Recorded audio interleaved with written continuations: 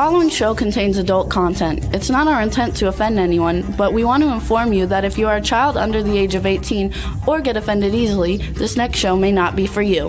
The content, opinions, and subject matter of these shows are solely the choice of your show hosts and their guests, and not those of the Entertainment Network or any affiliated stations. Any comments or inquiries should be directed to those show hosts. Thank you for listening.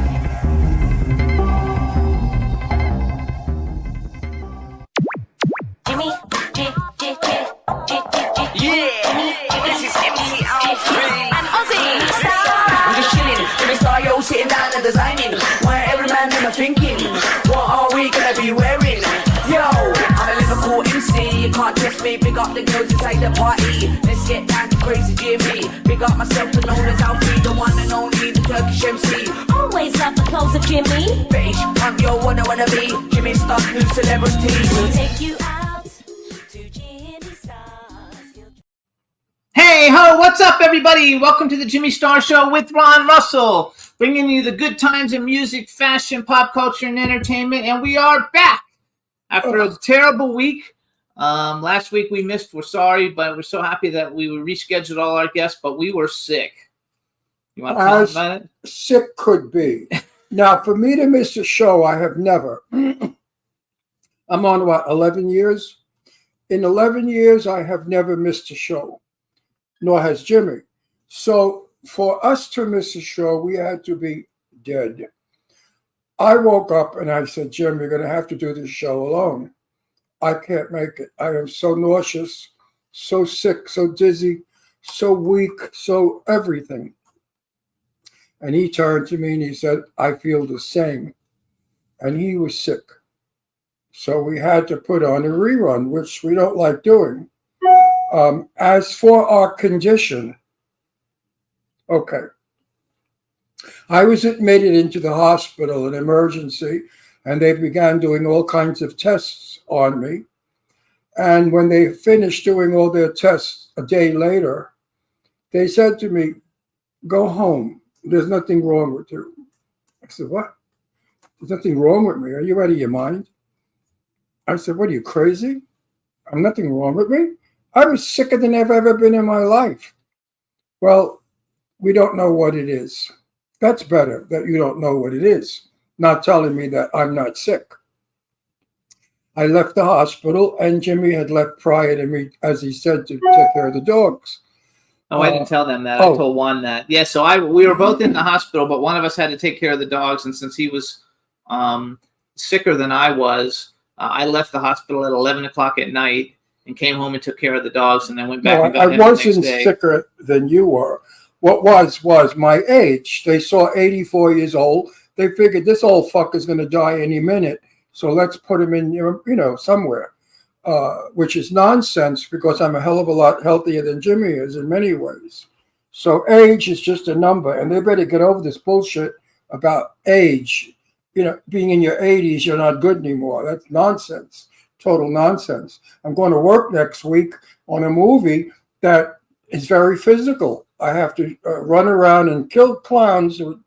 Clown Motel 3 Ways to Hell, everybody. Ron starts shooting on Tuesday. And I have to jump around and run upstairs and go in and out of rooms. So it's a very physical part. It's a part for a much younger person than I, but I will do it.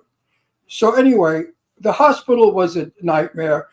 The doctors are all traveling doctors in the emergency room. I don't feel the doctors were really great doctors at all. To say that Jimmy and I both were not sick and that they couldn't find anything. They checked our blood, our urine, our stool, everything, and found nothing. Now we find out, me via Facebook, I find out that so many people, pardon me, have the same condition. They're dizzy, they're weak, they're sick, diarrhea, vomiting, and nobody knows why. Is it a new flu? Have the Chinese or whoever sent out something new for us to enjoy? Or is it COVID-2 or 3 or nobody knows what it is? Don't mention that word. Huh? Don't use the word. I can't use the word. Don't use that word. That's ridiculous. I know, but anyway. It's in the English language, and I believe in freedom of speech. I know, but they shut you down, so don't use it. The communists Yeah, shut us YouTube down? shuts you down. Every time we say it, Juan sends me a thing, and I read about it. Everybody gets shut down for using it. So, For using so we don't that know if it's a word. new. We don't know Tell if it's me a new the version. communists are not running our country. Please, we're such a communist country. Now freedom of speech is gone. Anyway, we're better. We're here, and we're going to have a great show for you. And I'm sorry for our guests that were inconvenienced last week, but it wasn't like we broke a fingernail. It was a major. I know, absolutely not. It was a major thing. We don't know what it is, and that's my third time having it. So I've had it 3 times. And I thought I was going to die because I was in the shower and I thought I had a stroke because I didn't know where I was or what I was doing. Suddenly, everything got crazy. And I began to yell out for Jimmy, and Jimmy came and got me. And then I went to bed and felt better after I slept a bit. So whatever it is, it affects your brain, your spinal cord, your neck. The back of my neck was hurting. It was awful. I never want to go through that again. Absolutely not me either. Okay, so where are we? So here's where we are. First of all, let's say hi to our chat room. People are Chat starting to show up. room, Hey, B. hello. Claudia, thanks so much for the graphics. B. Claudia is in the chat room. Cindy Lady Lake, thank you. Dawn Hinton is in the chat room. She said, "Is it a new watch?" But I told her no, it's not. It's a white one though. It's a white this is a 49. 49. It's an old one, and I wear it quite a lot. When you're wearing like this much white, you wear a white wristwatch. You don't bring in a gray. So. And then, so what we did, you guys, since we had to cancel last week's show, and we have some really great guests for you. Our guests are coming on this week. I was fortunate that they were available. So we have Isabella and Elizabeth Blake Thomas coming on, mother and daughter Hollywood power duo. And then we have actress, writer, and producer Charlotte Kirk coming on. She had a big premiere last night in LA for her new movie that comes out Friday. And What is the movie? It's called Duchess. Okay. It's got a great cast. We're going to show a trailer for it when she comes on and talk to her about it. She's worked with some really cool people. And then next week we will have a show, but in between on Tuesday, Ron's shooting in LA for Clown Motel 3, and Thursday and Friday we're going to Nevada to shoot at the Clown Motel. I am so excited about going to the Clown Motel. I can't And wait. I think next week's show should be Jimmy filming Clown Motel 3. I think you people would find that interesting, that Jimmy can interview a lot of the actors and what we're doing as we're working.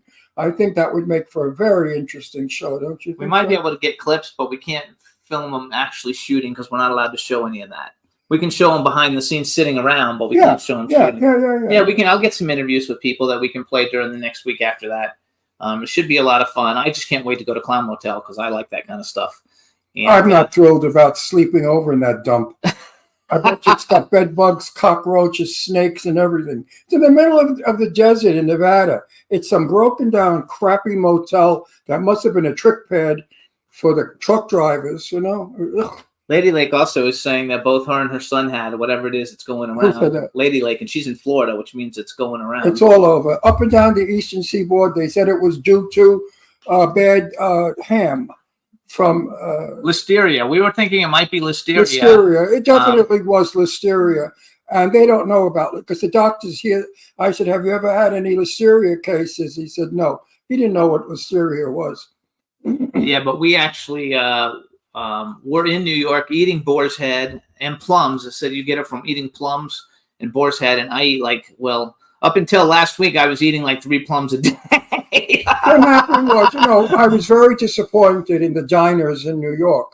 I brag all the time about how wonderful New York diners are. That was years ago when I lived there 20 years ago, 30 years ago. Now the diners are horrible. The food is disgusting. It was just not the same. So Jimmy and I kept we went to a Chinese restaurant that we thought was supposed to be wonderful, and it was not. Our restaurant here in Palm Desert's better. And we just kept hitting on bad places to eat. So I said one day, you know what? I'm going to make us sandwiches. Because we were driving about 6 hours up to Lake Geneva to visit galley chef Kim and her husband Stephen for the day. And I made us sandwiches, and I bought boar's head ham, and I made it with ham and lettuce and, white bread. It was nice. but we didn't realize that we were eating Bad cereal. stuff. So anyway, you guys, we want everybody to please listen to the show on Red Circle. You see me on Twitter. I've been putting it out all over the place to listen to the show on Red Circle, but you can also hear the Jimmy Star Show on Apple Podcasts, iHeartRadio, SoundCloud, iTunes, Spotify, Amazon Music, YouTube, Google Podcasts, Radio Public, TuneIn, Pandora, and Amazon Prime. We're also live on YouTube, and then the show goes on our YouTube channel. We thank everybody for tuning in every week. We appreciate it, and we're sorry we weren't here last week, but that's the way it goes. And we have lots of great, But you exciting know what? things we're working on. The show's been on the air, what, 16 years? 17. 17 years.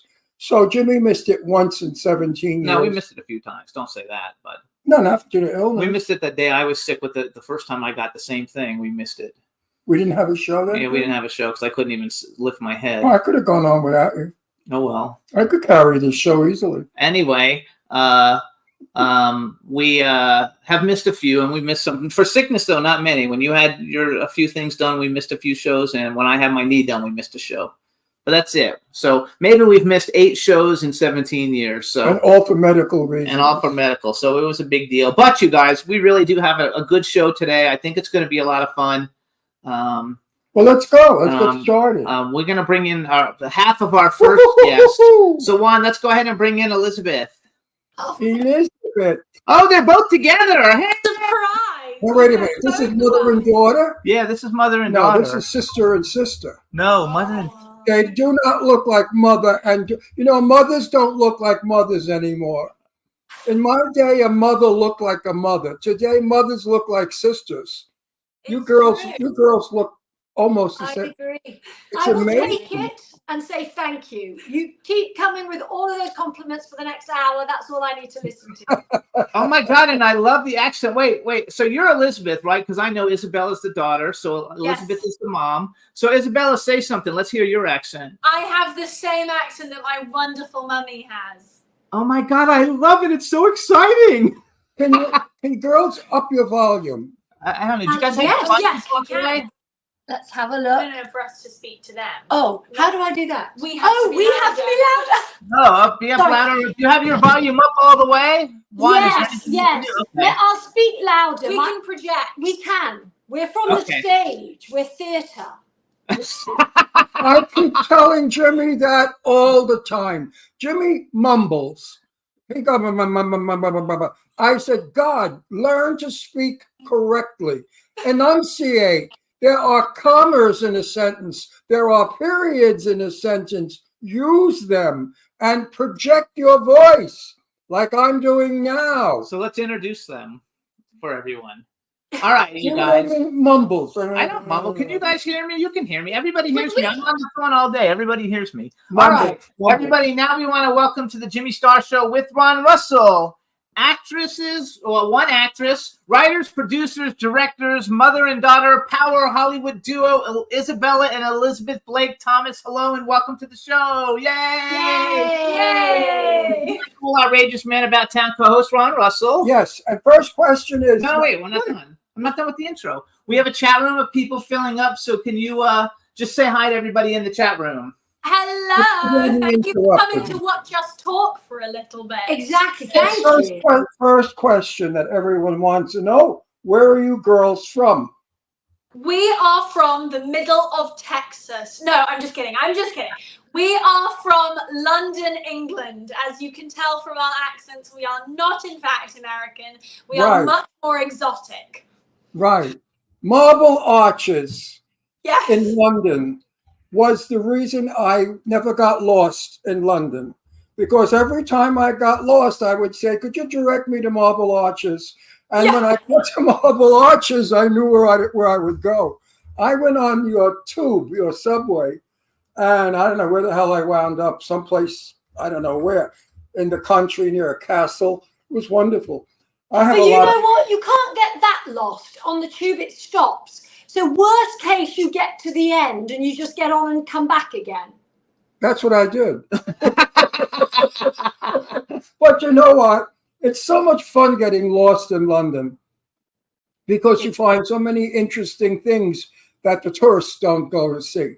You see what the natives see. And I like that. I never go on tours with guides or anything. I walk the streets like an old hooker. Do you hold your own flag then? So you're giving yourself a tour as you go round? Oh, like a tour guide. Tour guides hold Yeah. flags. Oh, You know, yeah. for the tour. No. I just hold up a sign saying very cheap, rent by the hour. So now where I do like you guys now? You're in LA now, right? We are Valley girls now. Okay. Yes, How long yes. have you guys lived here since? Did you move here? You moved here, obviously. 11 years ago, we lived in Hermosa Beach for a long time because when you move over here from England, you have to suddenly get a totally different vibe and live the Malibu Baywatch existence. So we lived in Hermosa, and then she moved up here first because I lived on a boat. And then I followed her, so she can't get rid of me. She did. We had a pool going with me and my friends of how long it would take her to follow me. There you go. Okay, so you girls came here legally, right? You didn't jump the wall? No, I'm not very good at jumping. Okay. And We you went both- through you the both very. You both have green cards, right? Yes, I was just about to say we went through Now- the now- very wait. long Let her finish. and tedious process of printing out about 700 pieces of paper that nobody looked at. Love it. Now, I know how difficult it is for you to become a citizen. Marcel Waltz, who is a director of wonderful films, friend of mine from Germany. He makes a fortune of money. He has no police record, nothing. He's a wonderful citizen.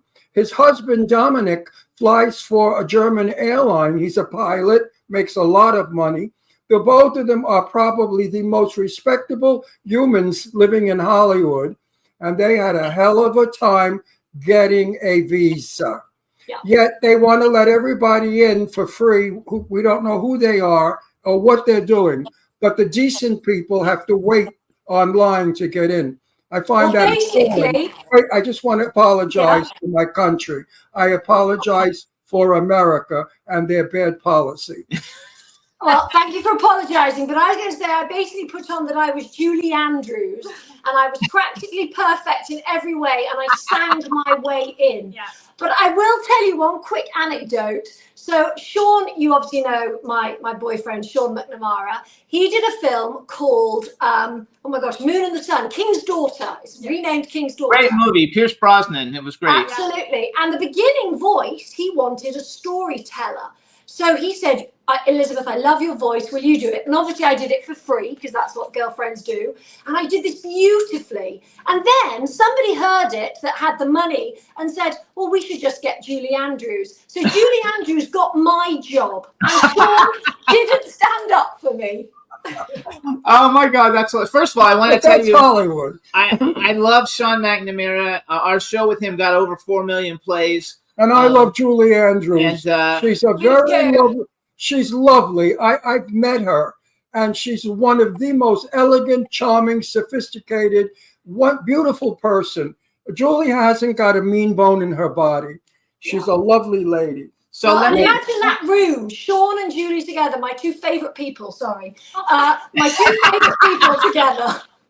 I love it. So here's what I want to do real quick. So first of all, the fact that both of you are directors, but I know that Isabella, because I went on your IMDb, you're an actress also, but you're a director. Now you're a director and a producer and a writer, and you guys have done a lot of films together with some really big name people. But I want to know first of all, Elizabeth, how long have you been directing? I was a theatre director from the age of about 15, actually. I just told everyone what to do. And then I made my own theatre company. And then it was Sean's fault that I became a director over here 9 years ago because he said, you should be a director. And I said, how do I do that? And he said, you just say you're a director. Oh my I God! did. Wait, because you've done a lot of work in 9 years. Yeah, but wait a Yeah, it might be 8 years, actually. It might be 8 years. Yeah, Let's I see what didn't stop. Let's see what kind of a director you are. I'm going to ask you a few questions. How many feet from the scene that's being shot are you? How many what? Feet, distance. What is Here the now. distance Oh, when I'm actually filming. Yes. when you're directing someone? How distance are you from the scene? Okay, well, I will tell you, when I first started, my DP said, you really need to move away from behind the cameraman's shoulder. And now I'm in my little black box quite a long way away, but I have it open so I can constantly be going backwards and forwards. I never sit. But You're I not will. my director. You will never be my director. Never. But I was going to say Because- you. Let me finish. I was going to say you tend to be closer than you think you are because they often give you a handheld monitor and you follow. Oh, them yes, around. yes, I do follow. You rarely sit in your box. I'm not Yeah. quite sure. I cannot. They give her a box, but she never stays in it. I cannot. I was in a movie where the director was in another room watching us on a television. Literally, like about literally 50 yards away. Oh, no, no. I kept They looking for the try and make director. her sit that far. I kept looking for the director to see. I had a little bit of a problem because I couldn't hear too well. And it was a wedding scene, and it was a long banquet table. And the bridesmaid at the very end of the table was speaking, and I couldn't hear her. And I was waiting for the director to help me.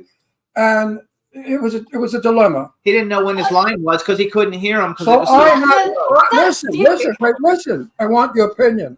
I had to override the director. I went over to the actress and I said, honey, I can't hear you from all the way over there. Do me a favor. Do this when you begin speaking.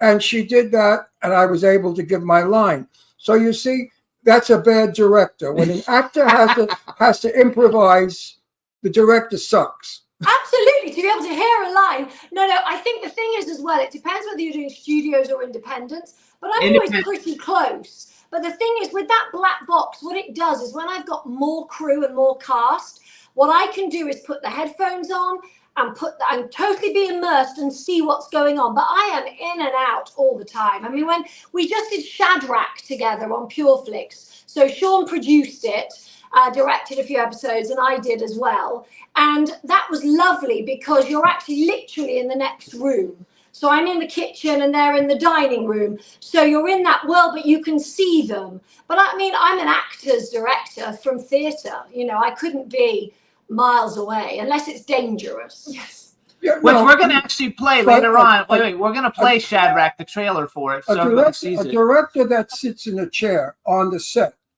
he becomes a part of the scene because he's in the moment. He feels the vibes. He watches the facial expressions and the body language of the actors. And that's what makes a good director, because if he doesn't like what you're doing, he'll say, let's not do that. Let's do it this way. That's a director I would work with. And I think Definitely. I don't know any directors that are that far away that they don't do that. I mean, maybe I've just been fortunate with you and what we've seen. Or maybe he just did a really shitty indie movie. No, it was not. It was a lot of money. It was a lot of money, but We had our own trailers. That's the problem. That's the More problem. money, More more money. problems. Yeah, they don't know. It was a good budget. I was directed by Sidney Lumet. You know who Sidney Lumet is? LeMay. Lumet. Yeah. One of the greatest directors ever in the history of Hollywood. And he was on the spot with everything. I mean, he was directing Sophia Loren like you can't believe. She couldn't do 3 steps without him jumping up saying, swing, hips, more boobs, more hair. It was wonderful. Anyway. I will tell you the same. If I was directing you, I'd say more hips, more boobs, more hair. So I want to go to Isabella first of all, because you have a project. Don't mention the title yet. He's going to really love your directorial. I think that's your debut. Is that your directorial debut? Daughter? Yes.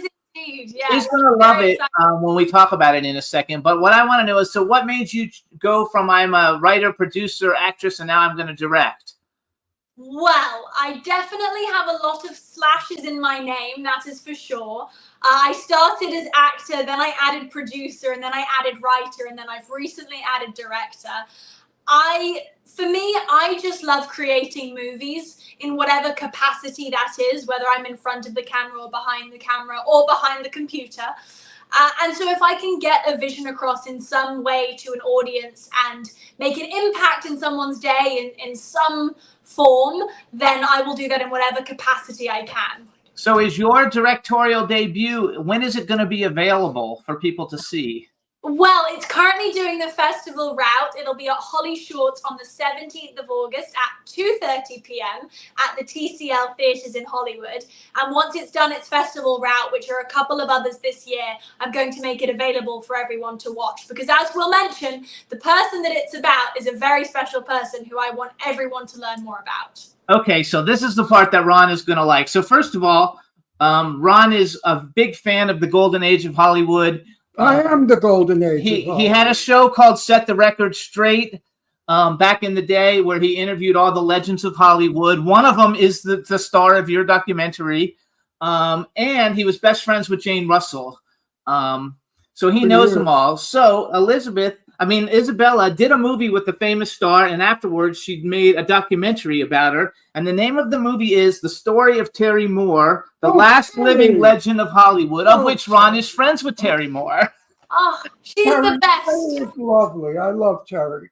Isn't she wonderful? She is one of the best people I know. She was Jane Russell's best friend. Mm-hmm. So I was part of that whole circle. It was Esther Williams, Terry Moore, Jane Russell, Rhonda Fleming, Beryl Davis. That was the gang of all the old broads I hung out with. And I loved every one of them. Terry is like 98, 90, almost 100. She's 95 now. She's 95. And she lives in Santa Monica on the water, and she walks every day 2 miles. I don't know if she still does that. I'm sure she does. We've never had her on the show, but we had her son on. Yeah. And then while he was on, he called her so we could talk to her. Right. Oh, and we saw her at a movie premiere not too long ago. And I saw Terry not long ago, and we hugged and kissed. It was wonderful. Unfortunately, business, people think because we make a movie with somebody we're their best friend and we hang out. We don't. We work together, and then we have lives. We get involved. We're busy. We don't have time to see each other until possibly another film. I love Terry. I'm going to make it a point to go visit her on the water and just to give her a big hug. She is one of the nicest, most honest movie stars I know. And her assistant is a doll. I love her. I forgot her name, but I love her. Marlene at the time. Did you know Marlene? I don't know if that's the same one, but she had one that was Glenn Ford. That was Glenn Ford's assistant. Oh, wow. Yeah. So Terry Moore was married to Howard Hughes, by the way, folks. And so wait a sec, go back to Isabella. So how did you decide? All right, because you look young. I don't know how old you are. I mean, you look like you're like 15 or something. So I wish you would have called me for that documentary because I could have given you such insight on Terry Moore. Hang on, wait. Well, she got it from Terry herself. Terry's in the documentary. No, I know that, but usually they have friends talk about the person. We're gonna find out in a minute. So what made? How old are you? First of all, you can't be like, what are you, 20? I am nearly 22. Okay, so this is this is like, because it's so out of your norm of what you would be. Like, how would you be? How did you find Terry Moore? She did a movie with her first. You did a movie with her? Yeah, I saw it. I did a movie with Terry in 2019 based on the story that is my life, essentially, about a friend of mine who I had who was 100, and that friend passed away in 2018.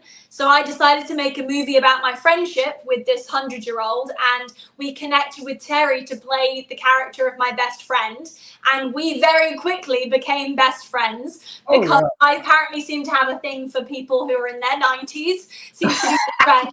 She's an old soul. But hold on, let me just say, when we approached Terry, but your friend was 100 and Terry was only like 88, and she said, "Don't worry, I can play a 100-year-old lady."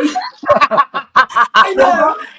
I'm 84 years old, so I've been around for a long time. I'm in the business 65 years, and I knew all the legends growing up in Hollywood. And Terry is just. I did an interview with Terry, which you can see on YouTube, folks, if you're interested. And it's a very loving interview, a lot of hugging and kissing and friendship. I like those sort of interviews. Well, and that's what she's about. She's about that. And that's why we sat there and we spoke for about 5 hours. And yes, I condensed it down to a 20-minute short.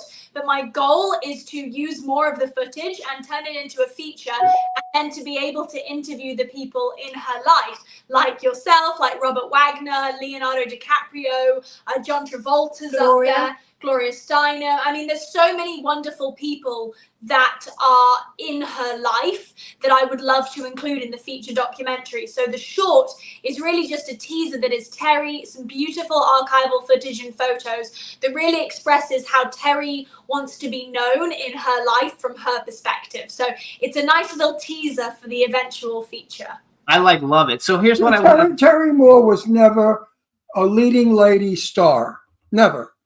Her movies were weak. She always played a good part. She was in Peyton Place, which was a very good performance that she did, if you've seen the movie Peyton Place. She was also in Mighty Joe Young as a young girl with opposite a gorilla, which was a lovely movie. And I remember seeing it when I was a young fella. And I fell in love with Terry Moore, as all the teenage guys did, because she was this adorable little blonde cutie pie. But Terry Moore never had the status that Joan Crawford or Betty Davis had. She never was up there, but she was up there with the good character actresses and a good actor. She was good. She still Very is. pretty, very Still pretty. is. Hasn't lost it. I love it. So what I Did want she to talk to you about her relationship with Cary Grant? Yes, she's told me so many stories, lots that are in the footage that is used, some that isn't, and then some stories that were off the record as well. That Cary Grant said to her, I don't know why people say I'm gay, I'm not, when in fact he was gay and he was lovers with Randolph Scott. But I never argued the point with Terry because I didn't want to upset her. After all, she named her son Grant after Cary Grant. And we had a blast with Grant on our show. You know, he's Killer Clowns from Outer Space. I'm sure you know that, but like I'm a big horror movie fan, so that's like a movie. So wait a second. So what I want you to do, Juan, let's get together the story of Terry Moore, the last living legend of Hollywood. You guys, the trailer's only like a minute long. It's really short. Isabella, just introduce it, and then after you introduce it, Juan's gonna play it so everybody sees it. You just hang on, and then we'll be right back. Sounds good. So the story of Terry Moore, the last living legend of Hollywood. She's a wonderful woman, and I can't wait for everyone to hear her story. Yay! Hello, Terry. Hello. How are you doing today? I'm doing great today. So where you are in your career now, you have done so much and you've changed so many lives.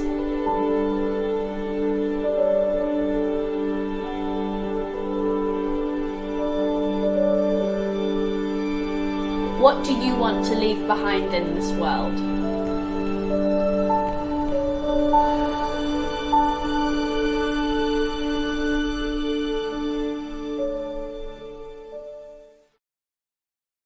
I can't wait. I think it's super awesome. I have to tell you, before I met Ron, I never had seen any Turner Classic movies. I hadn't seen any of them. Now I've seen all of them because that's basically what we watch since it's the best, TV that there is really. So now I've seen everything, but I think it's really, really cool. And I met Terry at a premiere that we were at a couple years ago. And she was fabulous, and Ron had talked about her often. So I think the fact that you're 22 years old and you're doing that, and I love what I just saw in there, mother-daughter entertainment. What a great, that is so cool. Like, I never got along with my family enough that I would ever do something like that with them. I couldn't even stand to be in the house. I want to do a quick Terry Moore story. Jane Russell and I were very close. We did everything together. We were like brother and sister. I took her name, Russell, when I was young. That's how much I loved Jane. And I loved her knowing her. When Jane passed away, I was devastated because I was the last one to see Jane. She was in my house. I put her on an airplane. And Jane and I never exchanged I love yous because we didn't like that Hollywood bullshit where everybody's I love you, I love you. So we avoided that. For some reason, I don't know what prompted me to say to her as I held her. I said, Russell, I really love you. And she held me back and looked at me and said, Russell, I really love you too. She got on the airplane. I never saw her again. She passed away. Now I called Terry Moore. I said, Terry, I'm coming in for Jane's funeral. What's going on? She said, Ron, you can't come in for the funeral. I said, why?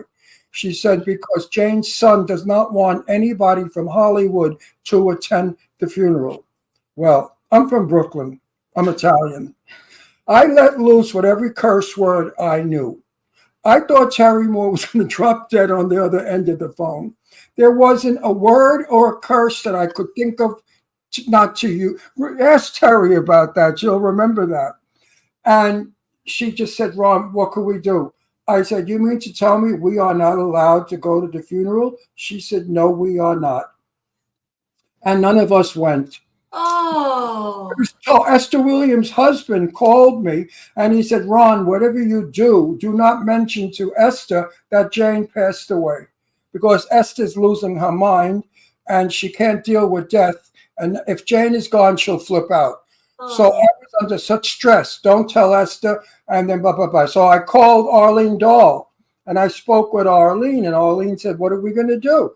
I said, well, we can't go to the funeral. And I'm devastated because she was my best friend, my love. Anyway, it was a terrible time for all. France Nguyen, the actress, couldn't go. None of us could go. Oh, that's Terry, very sad. talk to Terry about that. I wish that was in the documentary, how nobody was allowed to go to Jane Russell's funeral that was involved with Hollywood. Well, Her I think son- we use that. Yeah. Remember that, because when Isabella does the feature, well, her, absolutely. her children were very against her being in Hollywood. They wanted a big fat mother home making apple pie. They didn't want a mother famous for her tits.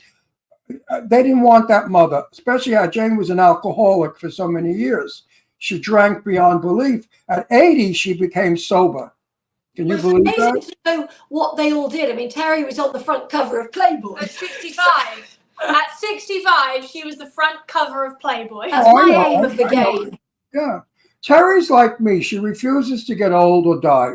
You know, we just think it's ridiculous getting old, and dying is even more ridiculous. We're going to work until we croak. And I know Terry would. If I offered her a part tomorrow, she's there. I love it. So I want to go a little bit. So you guys have done a bunch of films together. You've actually did a movie that I've actually seen, and we've had a bunch of the people on our show. You did a movie called Hunt Club. And Hunt Club, it was directed by Elizabeth and produced by Isabella. Did you also write it? Did one of you guys write it or no? No, we did not write Did this you one. do a lot of? I did a lot of development on it as Yeah. much as I was able to do, but I wasn't the one doing the typey. No. Mina Suvari, Casper Van Dien, Mickey Rourke, Jed Rowan, who was in all of Marcel Waltz's movies. That's how we know him. When Ron was talking about Marcel Waltz earlier. Right. Jeremy and Jason London, we had one of them on. I'm not sure which one. Yeah, they're the same. And it's a good movie, though. It's a really good movie. Like, I like horror movies and those kinds of movies, so it was a really good movie. And I enjoyed it a lot. And then I noticed that you did 2 movies with Matt Rife. We Well, love Matt, that. he was probably like not that big a deal then. Now he's like the biggest deal on the planet. Totally, 100%. I mean, he was getting into his comedy. He'd done a few shows, but he definitely wasn't the Matt Rife that we all know and love today. And so I have this ongoing joke with him now whenever we're on set that this was now, everyone knows who he is now, but before everyone knew who he was, I would try and describe him to the people who didn't know him. So I started with jokes about his jawline. Then I made jokes about him being a teen heartthrob. There was definitely a variety in there. So we definitely became very close on our project. And we literally But Blake, They're both Blakes. They're Elizabeth Blake and Isabella Blake. So this is Elizabeth and this is Isabella. Oh, that doesn't have it there. It does, I know. It just has It Elizabeth has Blake. Elizabeth Blake Thomas. Yeah, I know. Well, That's her name. I thought it was Elizabeth and Blake, and Thomas was their last name. No, they're both I'll be I'm Blake. sorry I about want the to be feeling. Blake Lively. don't confuse him. Don't confuse him. Isabella. I'm Otherwise you sorry say- about the billing. Anyway, you know what the word Isabella means. I don't actually. You are beautiful. Yeah, you Isabella. Bella Oh, is. You see, yeah. years ago in Italian, they used idu e essa. They stopped that. They got rid of that. Grammatically, it wasn't correct. So back then, Isa se bella. Isabella, you are beautiful. And you are beautiful. Now, when the guys come on the set and they hit on you, what do you do? Well, fortunately, because of the way Hollywood is progressing, I've definitely had to deal with that less in the most recent few years. Yes. But unfortunately, sometimes it slips through the cracks. And I've just had to learn to be able to stand up for myself and say, hey, we're working together. Let's maybe keep it professional. So I'm very fortunate to have had someone to teach me how to do that. So So wait a minute. If I'm young, now I'm 25, I'm built like a goddess, maybe she likes skinny a guys. god, and I'm handsome, okay? And I'm Okay. on your set, and I say, Isabella, I think you're so beautiful. I would like to get to know you better. Would you have dinner with me tonight? What would you do? I would say I appreciate the compliment because being called beautiful seems to be few and far between these days. There are definitely other words that this generation seems to choose to use. But I would actually say I'm taken. I have a wonderful boyfriend of 3 years. And we are best friends and we have a fantastic relationship. Oh, good for you. I love it. But isn't it sad that the word beautiful cannot be applied to a woman? I'm sure your mother wants to be called beautiful because she is. Sure, I thank you. I say it to myself every morning, even if everyone else does.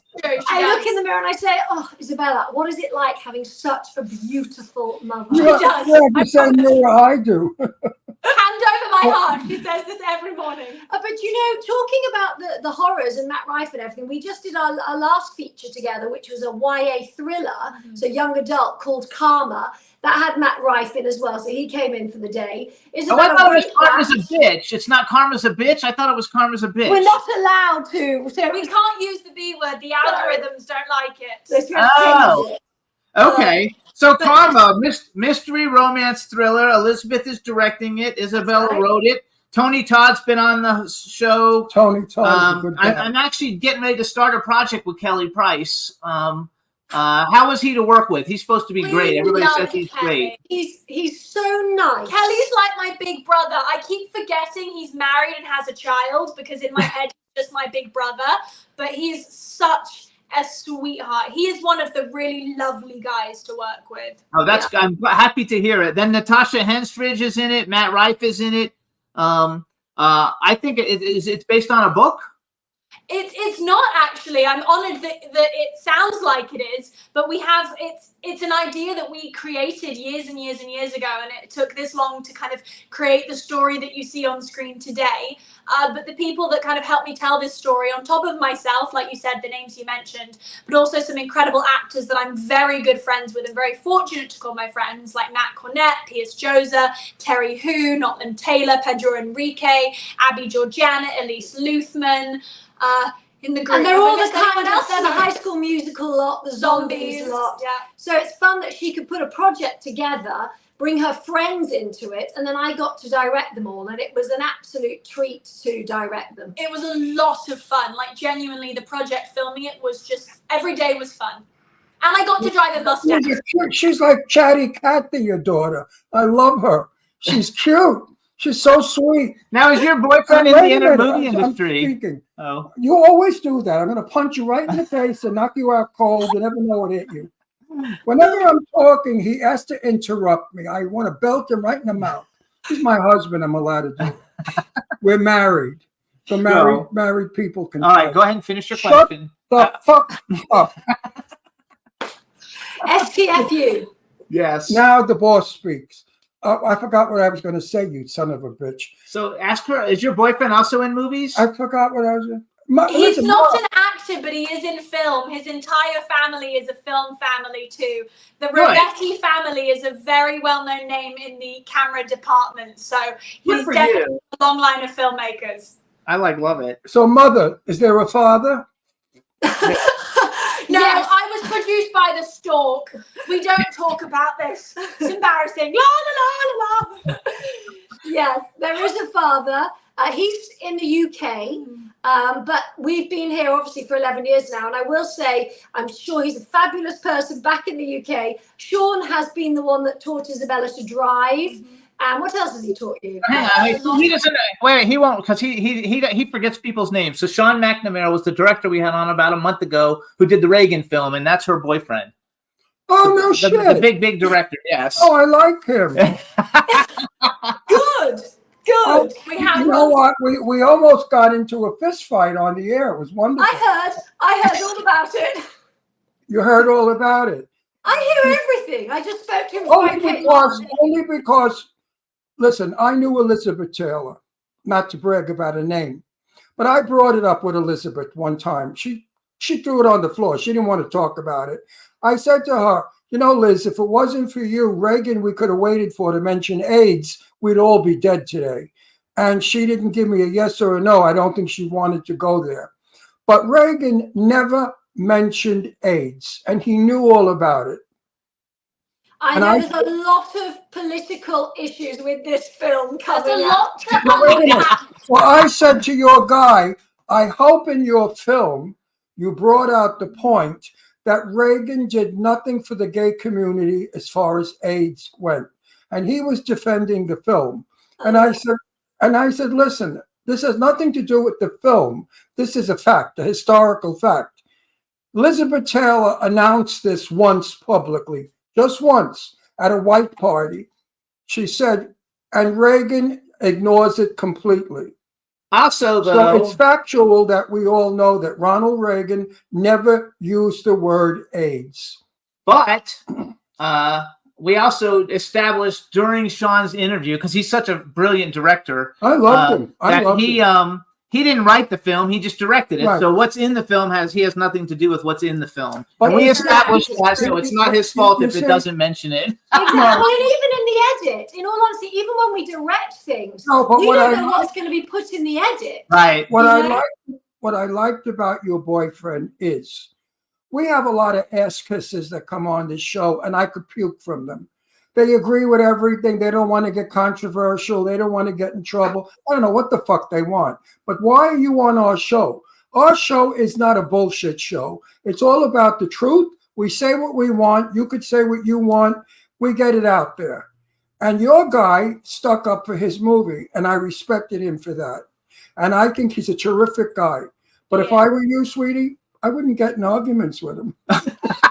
Do you know what? He doesn't do arguments. There's no conflict. It's really wonderful. We have a very interesting relationship where it's just, I think when you get older and you've gone through other things, there's no drama. There's no drama in our relationship. It is helping each other. What do you need? And we have the love of film, which is amazing. He also just thinks I'm pretty incredible, so tells me that all the time. You are. I'm sure that you actually are. Just from this interview, I can tell. Listen to me. Outstanding men do not have inferior nothing women as their mates or girlfriends. I have found that outstanding men have outstanding women. Okay? Like Barbara Streisand has James Brolin. She doesn't have Joe Blow from Kokomo, who's a truck driver. You got it? I've never met him. I should Google it. So she said, I've never met him. So let's talk real quick because I want to make sure we get the Police Shadrach for everybody. So now you have directed some episodes. Shadrach is on Pure Flix, which means it's like a positive, uplifting, great kind of stuff that the world needs today. The name of the show, tell us a little bit about the show, Shadrach.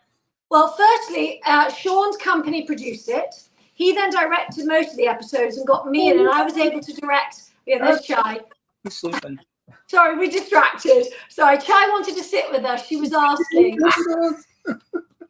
We got a fur baby. I'm sorry to interrupt, but dogs are important. Okay, all good. We can talk about dogs forever, so don't worry. Hi, thank you. Hi, what's her name or his name? Chai. She's called Chai. She's on a diet, and she's just lost 5 pounds. She's gone from 15 pounds back to 10. So she's doing really well. But you continue. Yes. Okay, sorry. So yes. So his company produced it. He then directed a few episodes, got me in. So I directed pieces of some, a full episode where I'm lucky enough that her music that she sings, because she sings and puts music in all our films. She's got 2 songs in my episode as well. But it is a family TV show that's a bit like The Waltons meets Little House on the Prairie, and it was divine to film. Oh, wait a second. Go back. Are you a stage mother? No. Is that the same as a helicopter mother, would you say? It's the film. No, a stage mother is one who never made it as an actress and doesn't. Oh, God, no. Oh, no. I am behind the camera. Yeah. No, thank you. No. So you're not living through your daughter? No, no, I can't imagine anything worse than going No, in. I wasn't implying you were. I just had to ask that Yeah, question. no. Although I did my TED talk, so we can talk about that as well. But she You're helped a me. public speaker, but you're not an actor. Yeah, exactly. You do my I, audition. I was accused of being a stage father because my daughter Leslie, who is outstandingly beautiful, came in as first runner-up in Miss America, and I was behind her all the way from the beginning with when she became Miss Long Island, Miss New York, Miss every shit, and then I was the guy pushing her. And people thought that I was like a stage father, and I used to resent it. I said, no, I know the business, and I'm giving my daughter shortcuts. Support. Yeah, you're Support supporting. and shortcuts to getting where she is. I said, it's her beauty that makes her win the pageants, not my pushing, you stupid fucks. So stop saying it. Actually, too, I want to play Shadrach. I want to play the trailer. So, hey, Juan, get the Shadrach official trailer ready, and then Elizabeth, you introduce it, and we'll play it, and we'll be right back. Okay, Shadrach, a family-centered TV show that is about love, unity, and overcoming obstacles. And the main actor is a horse.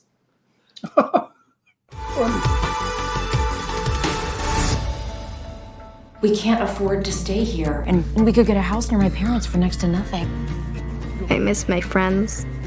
I miss my old life. Heavenly Lord, we're grateful to be together. Amen. Amen. There's no cell service here.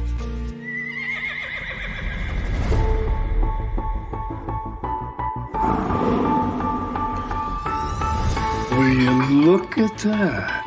We got ourselves a fine-looking horse in the yard. I like animals. You like videos of animals. Come on out, kids. What's Shadrach doing here? Your papa bought him for you and Michael. Who's ready to ride a horse? We are. I want to go searching for artifacts. Well, I can't wait to hear what you discover. The power of faith had just begun to take us places. Yeah. And a new life of adventure for all of us.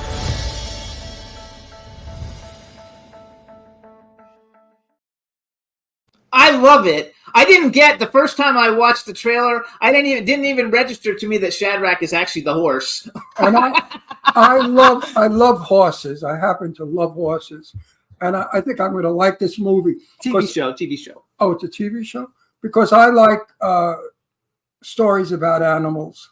Oh, me too. We have 3 amazing films that we're working on where a dog is a lead character in them. And so, I mean, how can you not? Are you like me? If I'm watching a movie and there's a dog in it and it's a dangerous scene, I turn to Jimmy. I say, if they kill this dog, I'm out of here. Yeah. Oh, I can't. If I knew, I think in the first episode of season 2 of Ted Lasso, someone said a dog died. I never watched season 2. I don't need to watch that. I don't need to cannot watch anything. animals being killed. Any animal. I couldn't watch John Wick, the first John Wick, because they killed a freaking dog in the first John Wick, and I was like, oh my gosh. I can't watch that. And I really think Hollywood, in my day, we never showed that. We never showed an animal or an old person being brutalized. We never did. It was against the code. And I think that should be again. Nothing sadder than watching them beating up an old man or an old lady or hurting an animal. To me, that's not entertainment. And we like our dog more than we like other people. Also, watching Moore. Terry. No, Julianne. Oh, Julianne Moore. Oh. Watching Julianne Moore wipe her ass after taking a dump in a movie was not exactly my idea of theater. Like we feel like we're okay. We are older, but like no, I'm from a day when we never believed Marilyn Monroe peed. Oh, I don't want to know that anybody does that. You understand? Nobody should. No, the Queen never went to the loo. I don't know if That's you know right. that, She never went to the loo. Exactly. And Marilyn Monroe, if you look between her legs, was blank. There was nothing there. Okay, Barbie, but she couldn't do anything that a normal woman did. I used to have this conversation with Jane Russell all the time. I would tease Jane, and I would tell her stupid shit. I would say to her, And she'd say to me, "Oh, stop it, Ron." I'd say, "Jane, today, really, would you show your vagina?" She said, "Stop it. Of course I wouldn't." I said, "Would you show your nipples?" She said, "No, of course not. I wouldn't." She'd get like crazy. I said, "Then you wouldn't work in films." "Fine. Then I'd go to the beach and hang out with my kids." Well, you know, is that the same as when we're Europeans? So we do all sunbathe topless over there. So we're a bit more used to that, I think, than the Americans. Well, I think the culture is definitely, certain body parts are definitely less sexual in Europe than they are over here. And I think it's No, Jane Russell couldn't body stand. sculptures. She couldn't stand any kind of exploitation of a woman's body parts to make a film. I said, "Yeah, you're famous for your 36B bust. That's all Jane Russell was, 36B. She wasn't big." She said, "I know that." She said, "But it was the cleavage. They loved my cleavage." I said, "Well, that was exploiting you." She said, "Yes, it was." I said, "Do you think today, if you were in films, Howard Hughes would be exploiting you?" She said, "Yes, he would. Definitely." Well, we are in a very different world now. So you know Isabella got a voiceover job, so she has to leave you in 4 minutes, but not me. Right. So if you've got any last questions for her, she's got a job to do, a voiceover job. So hang on, you guys. So Isabella, you guys follow her on Instagram. She's Isabella_B_T. Make sure that when her, if you're in LA, go see The Story of Terry Moore, The Last Living Legend of Hollywood, and that's on the 17th at 2:30 at where? At the TCL Theatres in Hollywood. It's where the Chinese theatre is upstairs. We might be available. If we're available, we'd like to attend. Oh, we would love that. I'm shooting a movie next week, and I don't know my schedule totally. We'll find out. I'll find out. I'll send you her invite anyway when I get off from you guys. Okay. I would love to see the Terry Moore movie. Will Terry be there? Potentially. I have to. She's very, very busy, as we know. So I have to make sure that she's available. Anyway, you are so sweet, so adorable. I want to meet you one day. So we will meet. I want to meet. We will. I would love that. We will meet. So you're absolutely charming. And Mother, you did a lovely job raising Mother's staying with us for a minute. Thank you. I am. Okay, my girl. Thank you. Bye-bye. Okay, now it's all me. You've done a really wonderful job, though. Your She's daughter's absolutely adorable. So not like the kids of today. She's charming, intelligent, well-spoken, ladylike. She's very sweet. Thank you. Do you know what she genuinely is? It's one of those things that I really worked at it, and we spent a lot of time. We spent a lot of time together. I homeschooled her. We've traveled together, and we are best friends. So it is. She supports me in everything I do, and I support her. So we're very fortunate. But I think she has a good role model, and when she looks at you, she knows what to do and say because she wants to be like her mother. You're very charming. You're very sophisticated as well. And I don't blow smoke up anybody's ass. If I don't like you, I just don't say anything. You have a bunch of other films, though. We should just mention. Not all women that come on our show are pretty. And if they're not, you think I'm going to say to them, "You're pretty," when you're not, so my people can say to me, "Ron, you're full of shit. She was a dog. She was the ugliest thing I ever saw," and you're saying how pretty she is. I mean, how stupid you want to look, right? So you got to tell the truth. Okay, so Jimmy, one more time with the interruption. I'm going to rip. I'm going to rip. We only have her for a few more minutes, and I've got stuff I want to go over. I talk Brooklyn talk. I'll rip. No, he does that all the time. Nobody pays any attention to it. Don't pay any attention to it. That's why they hire me. Always play mafia, not gangsters, because of my accent. So, are you a writer then, also? Because I know I just happen to have my book here. There we go. Okay, what's it called? Okay, so this is my third book. This is Living with Intention, and it has lots of really cool exercises for people to do. But I had my first book, Arabella, second book, Filmmaking Without Fear, and then this is my third book. Good for you. Congratulations. What is the third book about? It is about how to live each day with a purpose, whatever that might be, and I help people find that. So this book gives you some exercises to do, and it just helps you live with a little bit more intention, because when we realize how long we've got left on this planet, it can be very quick to kind of like finish your day and think, oh, well, whatever is going to happen is going to happen. And I try to make people understand that timeline. It's very, very different, though, the 3 different books. Like, one of them sounds like a novel. The second one is about filmmaking. And then this one is about life. It is. But I think that's okay to do such different things. Like, my films are different. My podcasts are different. My books. The way I live my life is quite different. So it kind of just aligns with that. I know. I The love writer it. writes what they feel inside. So your moods change, so your writing changes. Exactly. As far as I'm going to comment on something. I'm 84 years old, and I have very little left in front of me. But I realize now that the bullshit that I went through when I was young was so unnecessary, so wasteful, and I don't want it in this part of my life. So I shortcut myself. If there's an asshole in my way and aggravating me, I don't stop to educate them or change them. I just bypass them and like, go fuck yourself. Say what you want, do what you want. I don't give a shit. And it's about not having drama. And you should see my TED Talk. Have you seen that? No, I didn't even know you did a TED Talk. Yeah. Tell us about it. Celebrating mortality helps shape your journey. What is a TED A Talk? TED Talk is a talk that very important people get to make. How do you explain? I don't even What's know how to a explain TED it, Chuck. Talk? He doesn't know what it is. I never It's heard where it. the most important people in the world get to go out and make speeches, talking about a specific area of interest or their area of interest, and it's like a big deal. Hardly anybody gets to do it. Like, how did you get a TED Talk? That's awesome. Well, you have to pitch yourself, and then you have to decide what you're talking about. And then you have to go through a whole process of people, as you say, believing that you are as important as they think you are, and choosing a subject that can have an impact on people's lives. And mine was chosen. Congratulations! What was it? Hers was chosen. Her TED. So, what was your TED Talk on? By the way, that's a really big deal. I know how hard it is. I know other people who've had them, but they're like people that are so amazingly accomplished, which you are too. So good, you got I it would too. like to do that. So go ahead. Tell I have us a what lot- was yours about. I have a lot to say. It's called How Embracing Mortality Can Help Shape Your Journey.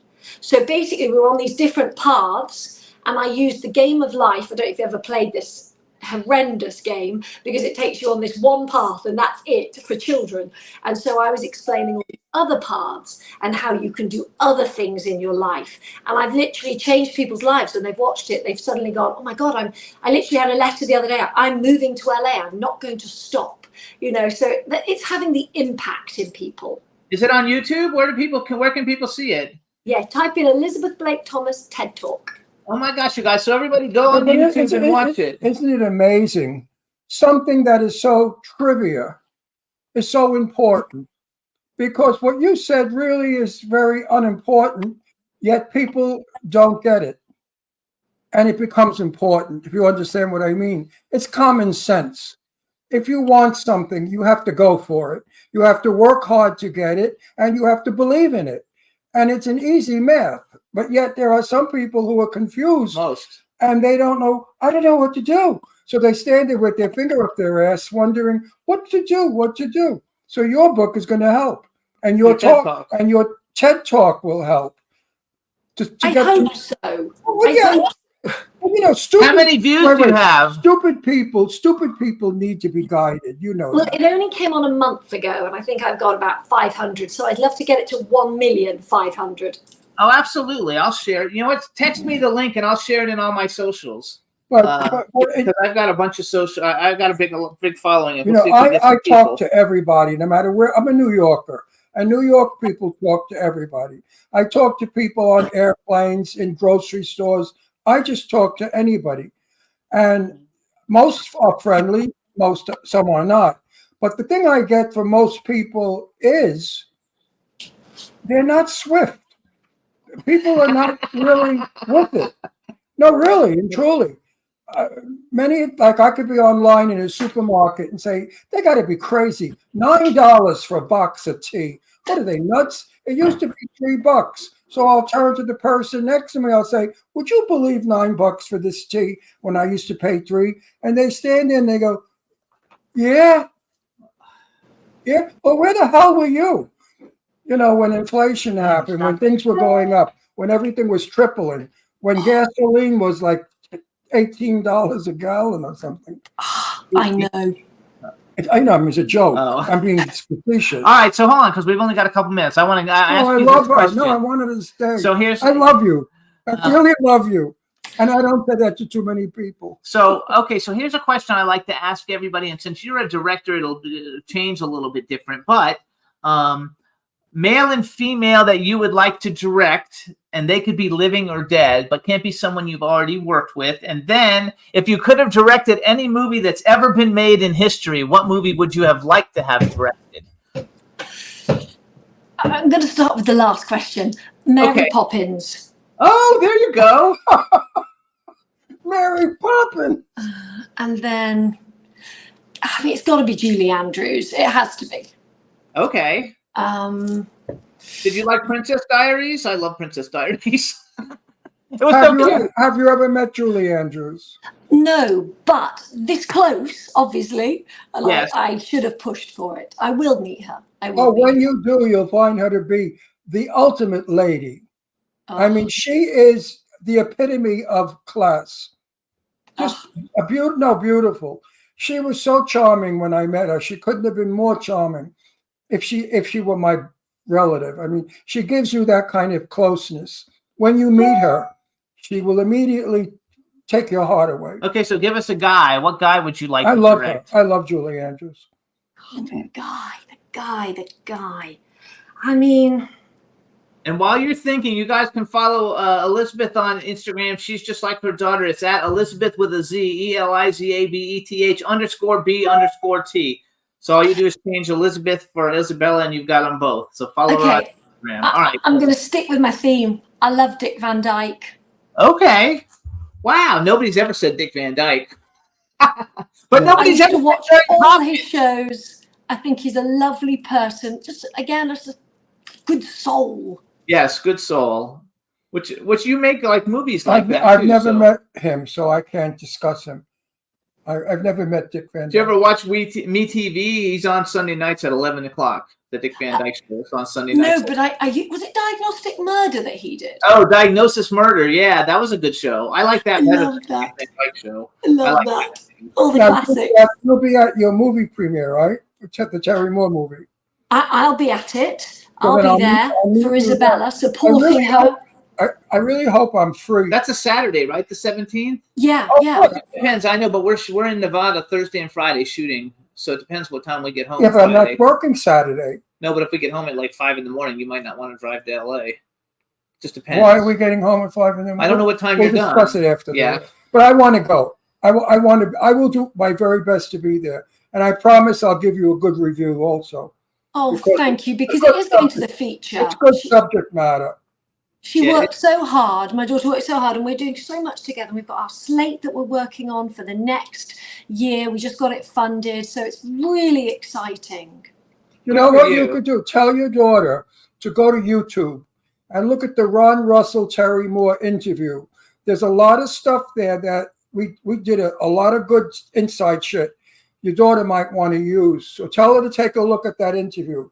The show was called Set the Record Straight. It's very His show informative. back then was called And Set the Record Straight. Terry was 20 years younger.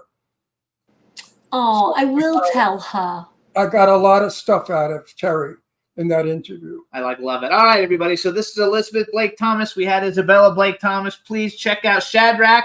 Okay, on last time. PureFlix. What do you want to plug? Give us the book. Oh, give us the book. There it again. is. Living with Intention. And where do we get it? Where do we get it? Amazon. Amazon, you guys. And Yeah, it's everywhere. How much is the paperback? Yeah. I think it's like $15.99. Oh, so it's good. It's reasonably priced, folks. Absolutely. All right, you guys. So check out all the. Is Karma's a Bitch out already? Yeah, yeah. Zumo and all the platforms, my TED Talk, my book, Shadrach, Holly Shorts, Isabella's music. There's so much. Just How is Google her us. music? So where does she play? Does she have music released on like iTunes and stuff? Yeah, yeah. It's all I there. didn't know that. I'm gonna Yeah. listen to that because I love Yeah. that. All right. So thank you so much. We also want to thank You and your daughter were delightful. Anytime you want to return, come on back. and please give our best to You're Sean. so welcome. You're Give so our best to welcome Sean. to We come. want to thank Holly from ICTPR for setting this whole thing up. It's been a pleasure. And sorry we missed last week, but we're so happy you made it this week. In my final bullshit statement, which is true, thank you for thinking so much of Terry Moore to make a documentary about her. Because, yes, she is the end of a living legend. She really is. Thank you. Thank you so much. Thank All right, you. Elizabeth. Bye-bye. Bye, honey. Yay! Bye, sweetie. Oh, my gosh. What a nice mom mom and daughter. Lovely people. Lovely, lovely people. I love it. I think it's fantastic. So I think that our second guest should be coming on. I haven't gotten any messages. Let's take a quick music break and play Dream Street Smile. Juan, play Dream Street Smile. I'm going to just check and make sure I didn't get any messages. And here it goes.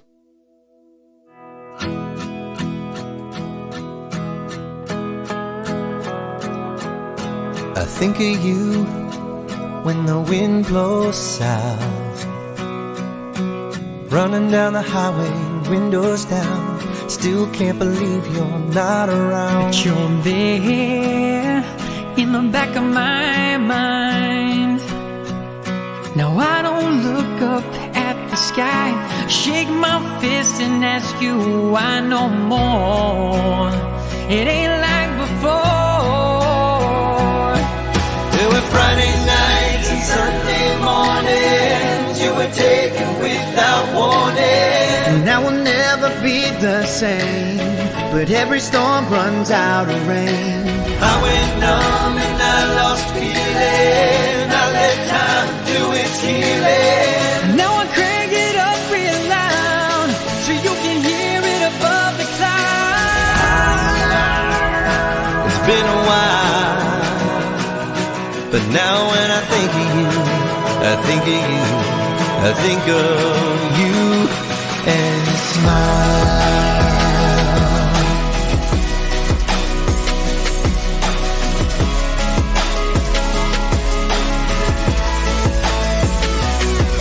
So we'll dream on like we did before.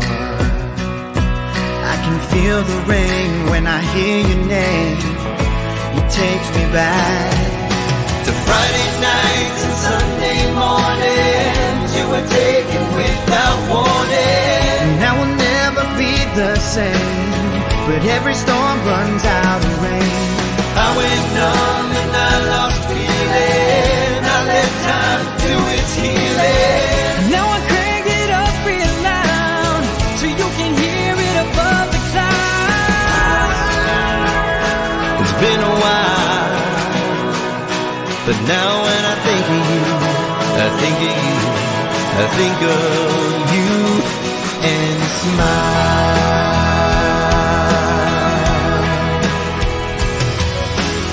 So can you hear the music playing, my old friend? We'll feel the magic when we meet again. There were Friday nights and Sunday mornings. You were taken without warning. Now we'll never be the same, but every storm runs out of rain.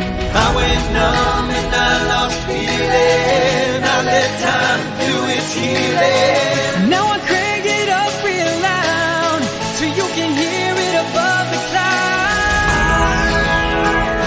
It's been a while, but now when I think of you, I think of you, I think of you and smile.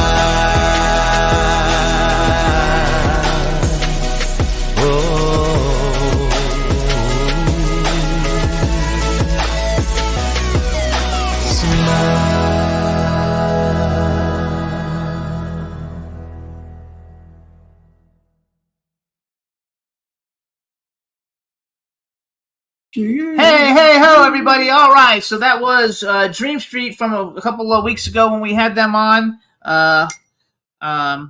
And now our next guest is here, so we're ready to go. Let's let her in, Juan. Let her in. Let her blow. Hey! Look at her. My God, she looks like a sexy 1942 movie star. You do. That hairdo is so Lauren Bacall. Lauren You know who- Bacall, one of the greats. Do you know who? Oh my gosh, you're Australian also, or British? Where are you from? I'm from the UK, British. Oh, our last two guests were from the UK too, and they were at your premiere last night. I know, it was amazing. It was such a great night. It was such a great night. Incredible. So hold on, let me do a real introduction. All right, everybody, now we want to welcome to the Jimmy Star Show with Ron Russell, actress, writer, producer, and now action movie star, Charlotte Kirk. Hello, and welcome to the show. Thank you so much. Welcome. for being And here. what a pleasure to see a glamorous woman again. They are no longer existing. Women today look weird with tattoos on their face and spears and purple hair.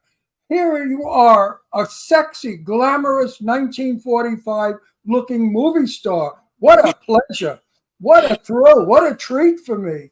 I should be really, I feel like I should have been born in the 50s or the 60s. No, I love the hairdo. Don't ever change it. It's so becoming. It really is stunningly becoming. So this is my cool, outrageous man about town co-host, Ron Russell. Hi. I'm Jimmy's better half, his husband. And then we have a chat room with people in it. Say hi to everybody in the chat room. Hi, everyone. And then, so are you Are you on a phone? What are you on? I'm on my phone, yes. Okay, just make it so we don't want to cut off the top of your head. We're losing a little bit of hair. There we go. That way we want to see the whole beautiful hairdo, so it's fabulous. All right, so congratulations. I think we'll start off right off the bat. Let's talk about Duchess, since that's your big accomplishment. Duchess is a movie. It's coming out Friday, I think, right? Yes. Yes, and we had the premiere last night. It's coming out Friday. I'm so excited about it. It was my pet project. It was my baby for a long time. You know, I co-wrote it with Neil Marshall, the director. We co-wrote it in 2018, shot it in 2022. So it's pretty exhilarating that, you know, to see it on the big screen last night with a great audience. It was so much. Charlotte, could you raise your volume? Does your volume up all the way on your phone? Yes, now it is. Okay, that's better. That's a little better. Okay, so you guys, Duchess, first of all, you will, so I have to tell him, he doesn't really remember names of all the different younger people. He knows all the movie stars like Marilyn Monroe and stuff. So you remember when we watched the Jennifer Lawrence TV show where she was like she had the prostitute ring, like she had the massage parlor that was and the guy that was in there that you liked so much? Okay, well, that guy's one of the stars of her movie, Colin Egglesfield. He's a handsome guy. Along with Cole Meany, who is one of my favorite actors, Sean Pertwee, who's a really awesome, I was just watching Dog Soldiers, Stephanie Beacham, Philip Winchester, so you have a great cast. The movie follows a tough working class petty criminal who morphs into an anti-heroine to be reckoned with in a murky underworld in the treacherous world of diamond smuggling, starring you, and also written by you and the director. Yes. Yes. Okay, so now I'm going to ask you a very, very direct question. How did you get financed? What kind of magic do you have? Well, you know, I'm a force to be reckoned with. I when I see a project and I put my heart and soul into it, I just make sure, come what may, it happens. You know, this was financed through equity and tax credit, purely tax credit and equity. We didn't do any pre-sales on this. Where did you shoot the film? We shot it in Tenerife. That's one of the Canary Islands. Oh, wow. Yeah. Neil, the director, wanted to be very glamorous, very beautiful. The locations, he wanted it to feel big and grand, like you're watching a Bond movie. And it gave us. I was just going to say, sounds like a Bond movie. Yes. I love those kind of movies. Do you live here? Where do you actually live? Do you still live in England, or do you live here? Right now, I'm here. Right now, you're here. I'm here between here and the UK. Which, you guys, after we talk about this, we'll talk about some of the other movies she's been in, because she's worked with some huge people and a bunch of people who've been on our show before in the past.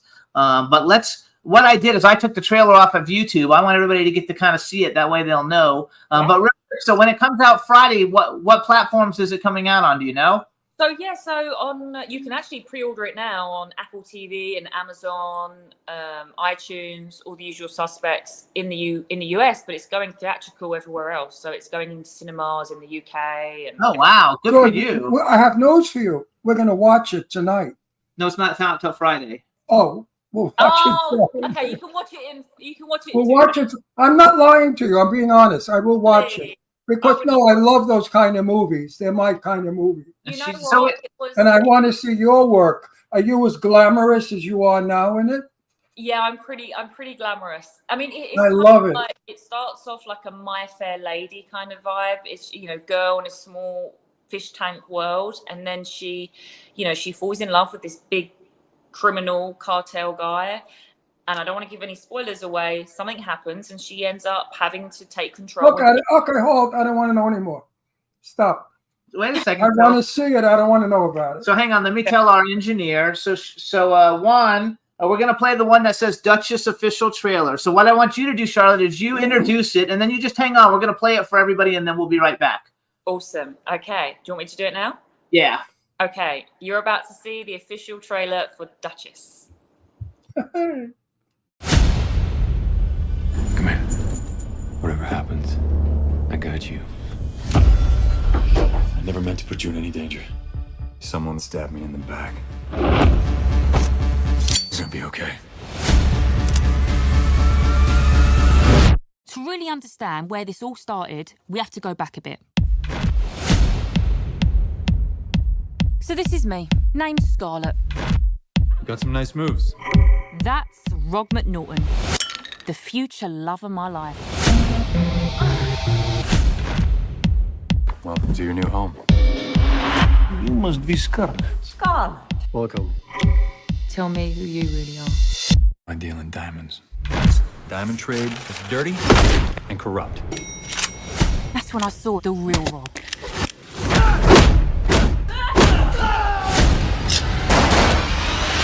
The man who killed for me. I'm gonna kill all the men that betray me. They will eat you alive. Do your worst. It's not enough to be as good as a man. You have to be twice as ruthless. And 10 times a bitch. Oi. Nicely done, Duchess. Duchess. She handled that with grace. Real power can never be given. It has to be taken. You've got some balls on you, princess. It's Duchess.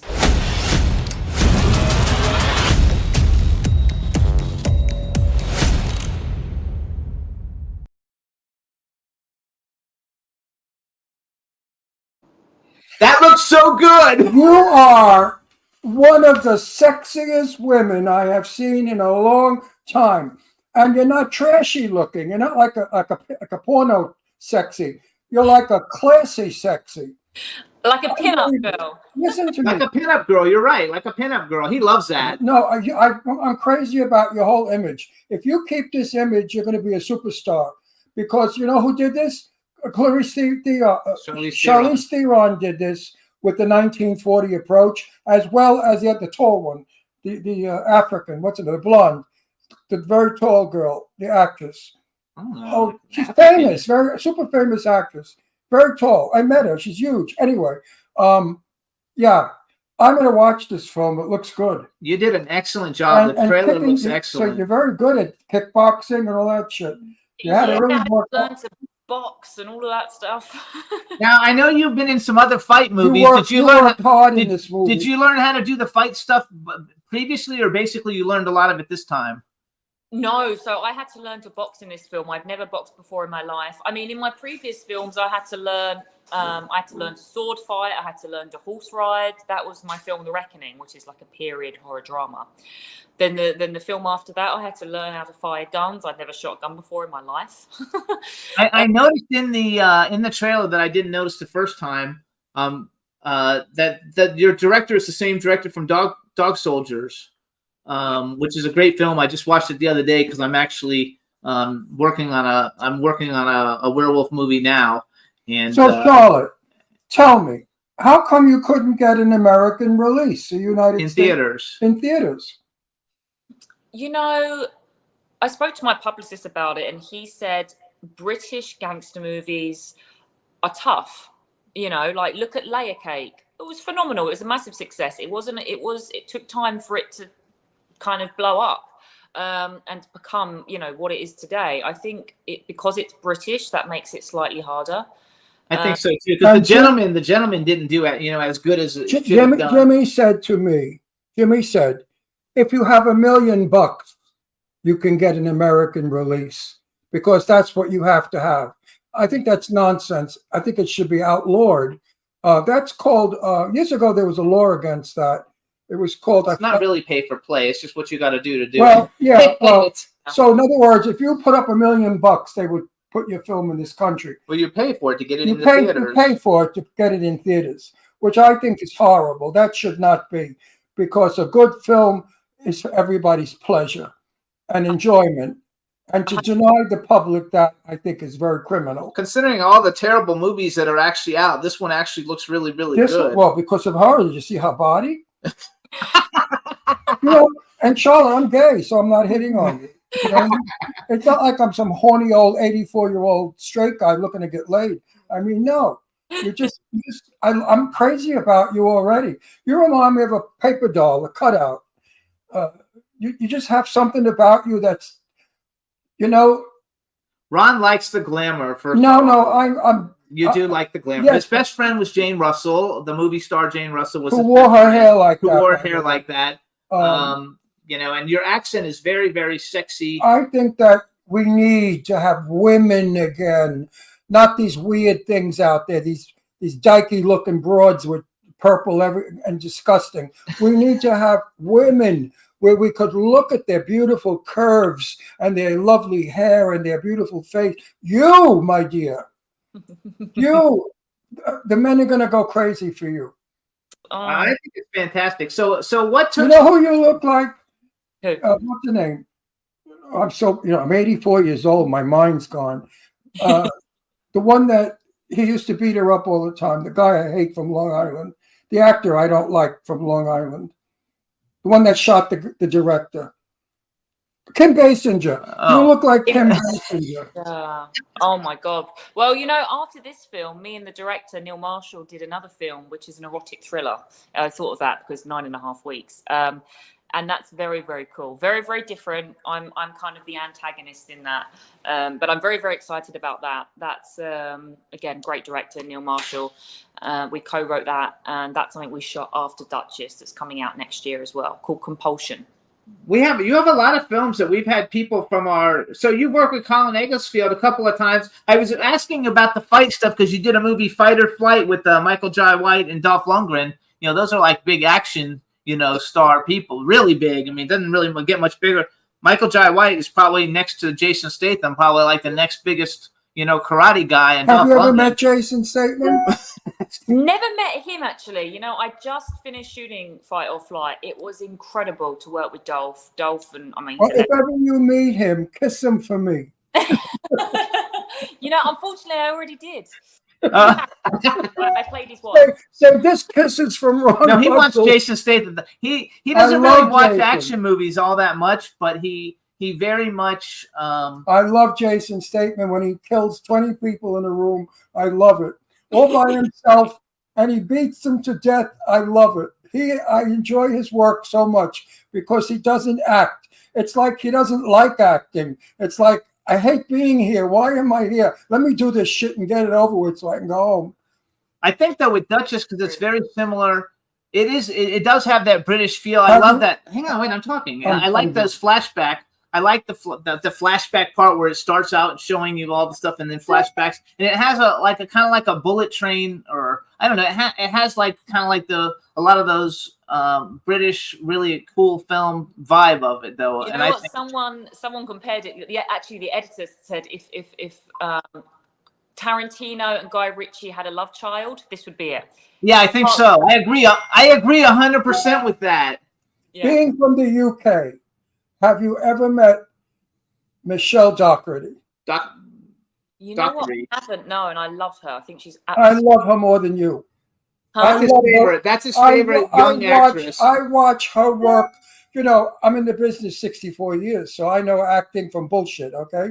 When I watch her work, I watch the purest of acting, the most fabulous, natural actress, beautiful. I adore her. You ever see her TV show on TNT? She had a TV show. What was it called? Disturbing something behavior. Good behavior. Good behavior.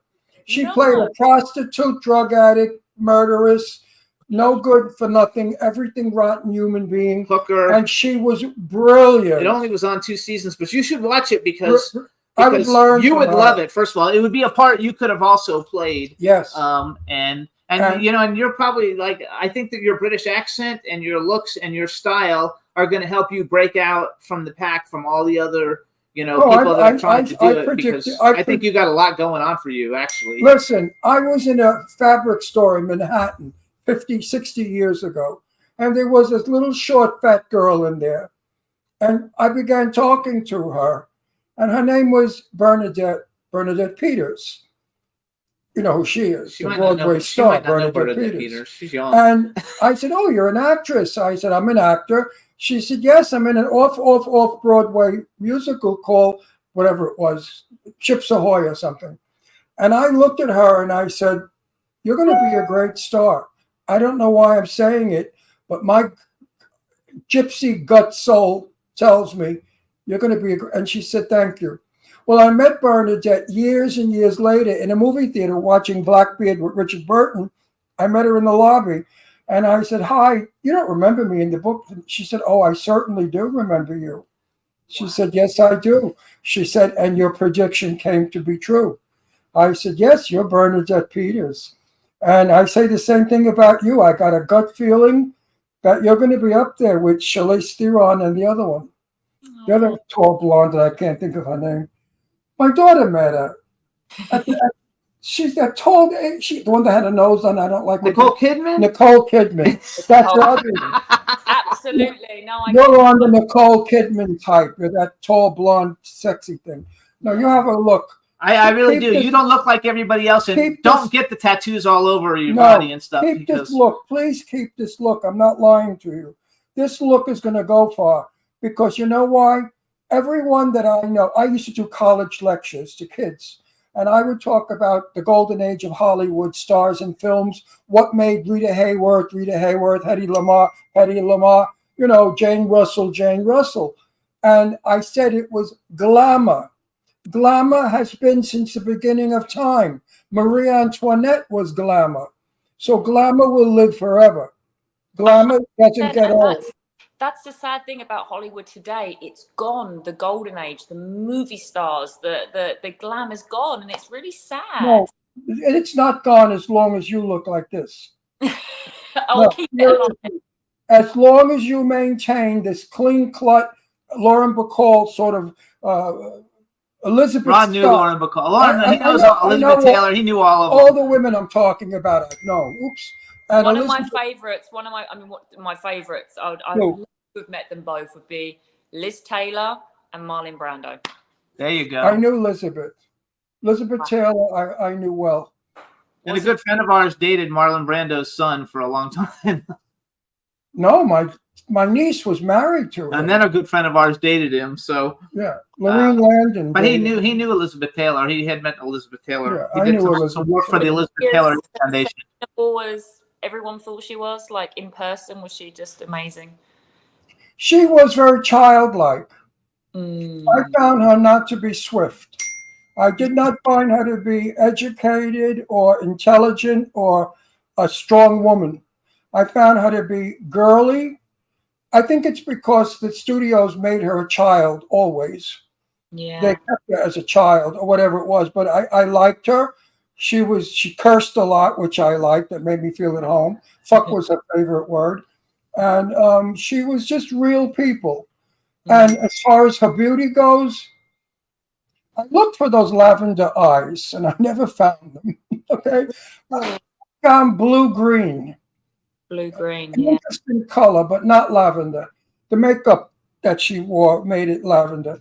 So, what about as far as she went, she loved the gay boys. I mean, she loved gay men. So I was in that. Yes, they are. Like, I was in right away with her. She asked me if I was gay. Go ahead. She Go. said, Ron, Richard I hope. Burton. Wait, let it go. Yeah.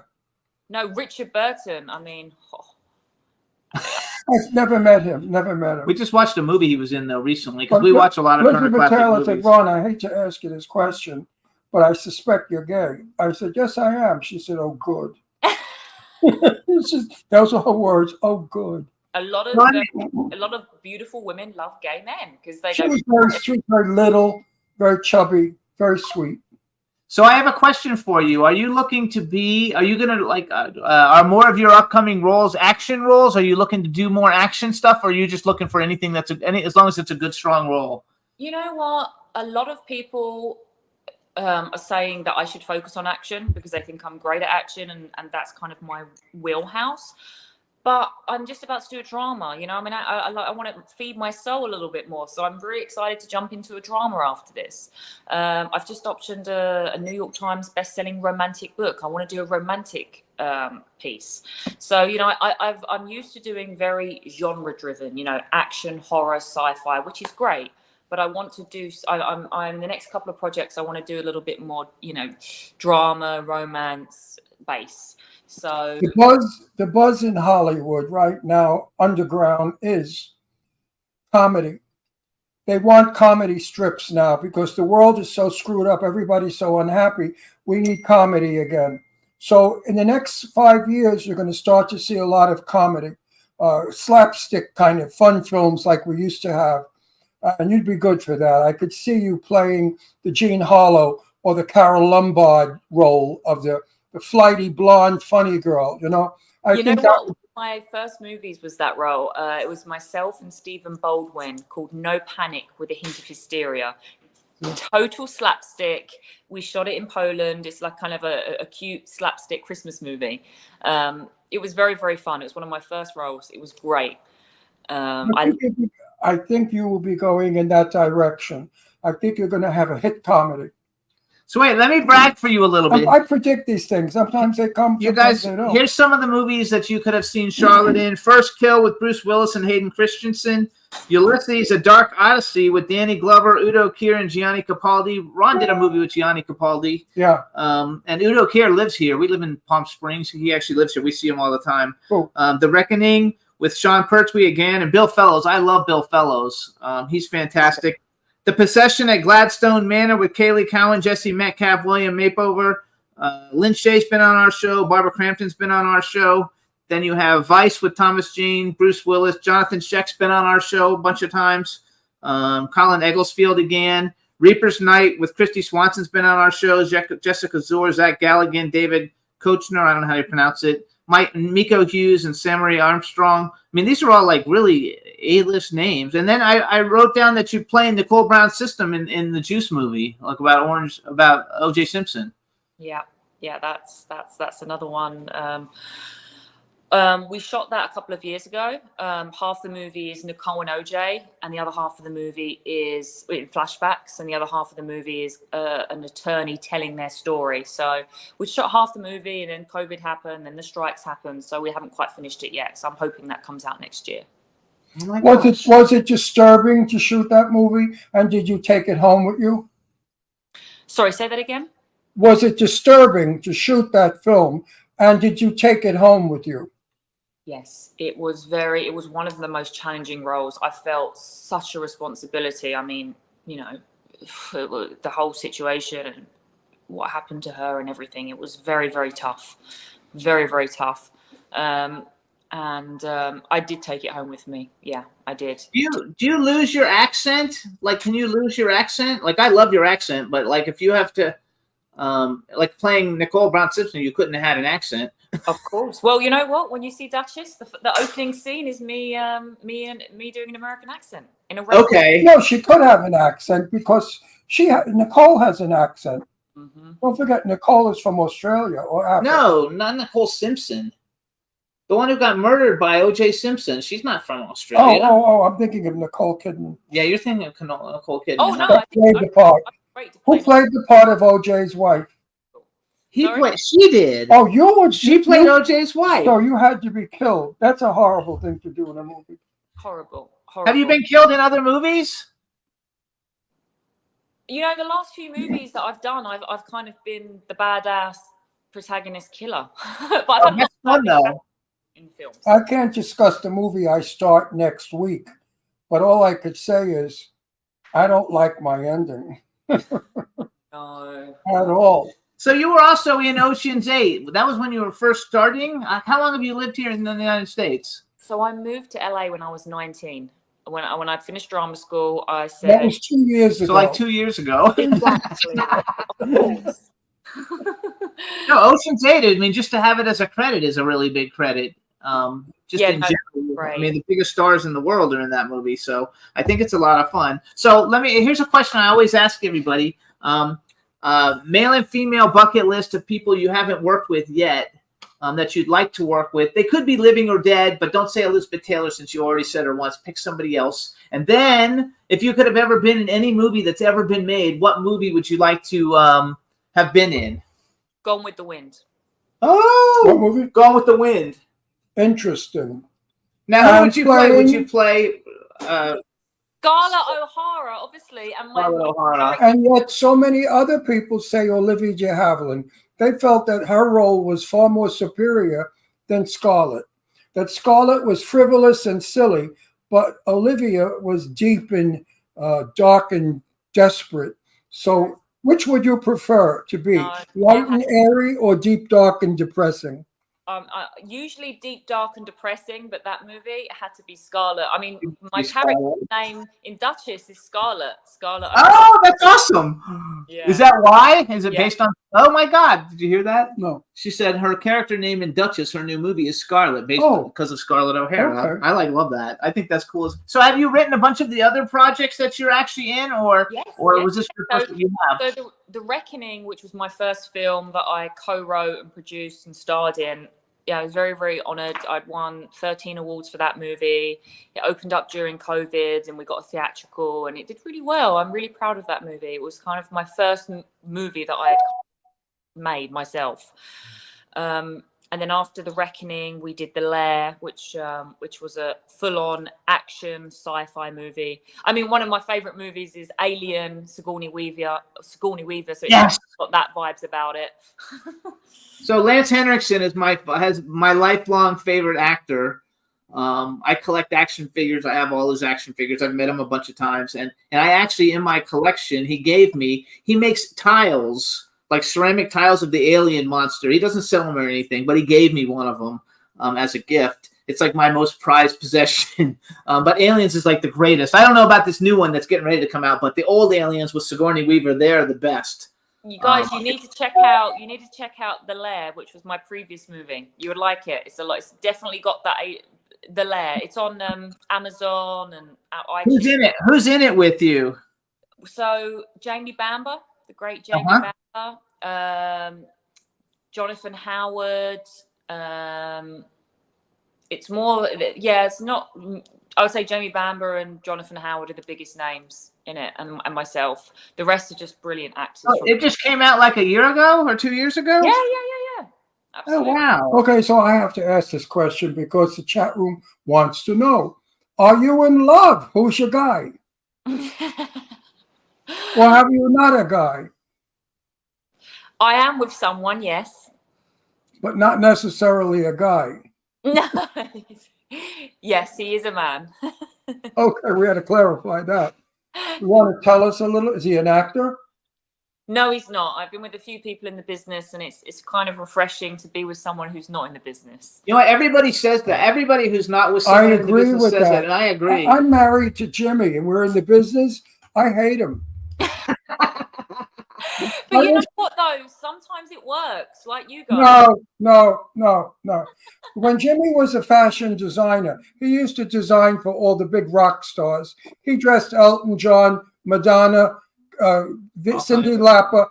When he did that, it was good. I was the actor. He was the designer. Now that he's a producer, I don't know. I'm in a lot of his movies, and I think people think, oh, Ron stinks as an actor.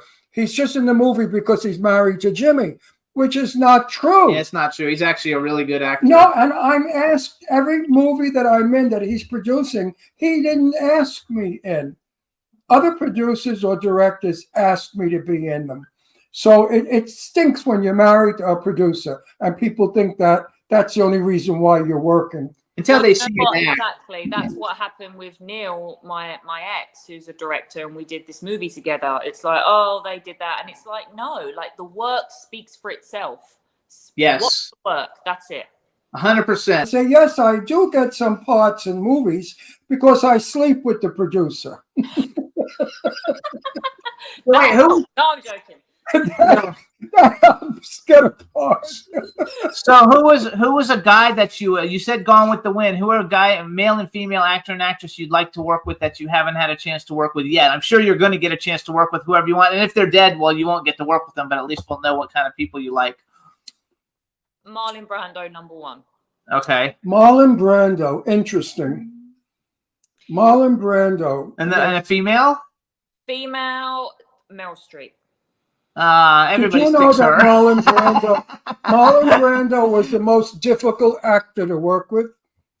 Because when Marlon Brando worked, he didn't know where he was or who was around him. He became so intense with the character that he lost all sense of whatever. Yeah. I met Marlon Brando a million years ago. I was a very young boy in Greenwich Village. And that was when Marlon Brando had muscles and was handsome. And he was with gay people. You know, no lie, we know that he was gay. Really? Oh, yeah, Marlon Brando was in all the gay bars in New York years ago. He was lovers with Wally Cox. You didn't know that? No. Oh, yeah, it's out there. I'm not squealing on him. Go to YouTube. There's a million documentaries on it. Yeah. He was bisexual, actually. He went with both. But he said that if Wally Cox was a woman, he would have married him. The love of his life was Wally Cox, this unattractive little raunchy actor. Anyway, Marlon Brando was. I vaguely I wish I could get it clear, but all I remember was he was breathtakingly sexy. I mean, back in those days, he was magnificently sexy. That's all I can remember about him. There's never been an actor before or after him that no one will ever come close. And I mean, his talent as well. His talent. He transformed acting. You know, he became the character. And I think that influenced me because when I work, I become the character. If I can't become the character, I don't want the part. Yep. It's not meant for me. The part's not mine. But if I look in the mirror and I transfer, let me tell you something about myself. I performed in drag as Jane Russell for many, many years. All right. I did it for AIDS, to raise money for AIDS. And I'm 6 foot tall and I'm a man. How I became her was miraculous. But can I have that picture pulled up so she can? Hey Juan, can you pull it? We only got 2 minutes. You got pull my picture. See if you can pull the picture up, Juan. To become that woman in every way, I had to leave who I was and become. Wow. So I understand how an actor can do that, and Marlon Brando did that. He left his body and became the other. So real quick, too, you guys, follow Charlotte on Instagram. She's Charlotte Kirk Official. You make sure you check out and watch Duchess. It's coming out Friday. There I am. There he is. Now, can you believe that's me? That does that. It looks like a woman. Yes, that's him. So in order, there was a lot of Thanks, Juan. hours and hours of transfer. Thank you for the picture, Juan. Pull it. Hours and hours of preparation. Yeah. Movie tricks, you know. But I became the character, and I never was a drag queen, so it's not like I thought I was a woman. I was working, you know what I mean? I did it as an act, so it wasn't like I thought I was a broad, because I'm not.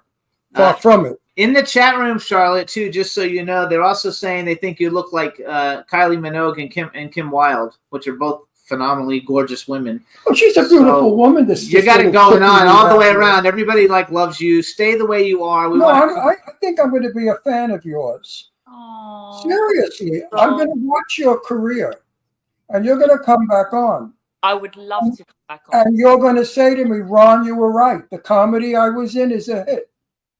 I'm predicting you are going to be in a comedy, and it's going to be a feature film in theaters, and it's going to be a hit. I don't know what it is, but I think it's going to be a remake of an old movie. In the meantime, we're hoping that Duchess blows up. Everybody sees you, and you start getting, cast in all kinds of wonderful things. And I'm sorry, you have a wonderful personality. You're very glamorous. Congratulations on all your past success, and we only wish you, more future And I'm success. sorry that we didn't come to your movie premiere.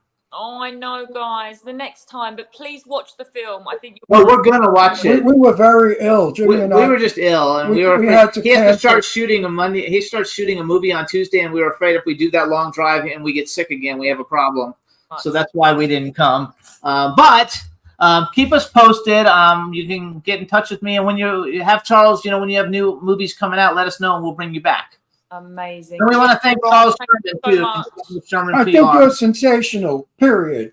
Likewise, you guys are amazing. Thank you. Bye-bye. See you Bye-bye. later. Bye-bye. Miss Glamour Puss. All right, everybody. It was a really fun show today, you guys. We had great guests. We Very want to great. thank everybody. Thank everybody for tuning in, and we'll see you guys next week. Bye, everybody. Bye-bye, everybody. Can try not to be so wrong. Yeah, we in the mix. Yeah, we in the mix. It's another episode. Here we go. The Jimmy Star Show with Ron Russell. Interviewing the hottest, newest, and truest of today's celebrities. Make sure to subscribe so you can get notified weekly. Jimmy Star, he's the king of cool. Ron Russell, he's a gorgeous dude. Chat room is live, and you would be a fool not to vibe with us at the Jimmy Star Show with Ron Russell. So come watch it live on W4CY Radio. Miss some past episodes? Download on iTunes. The Jimmy Star Show with Ron Russell. It's the Jimmy Star Show with Ron Russell.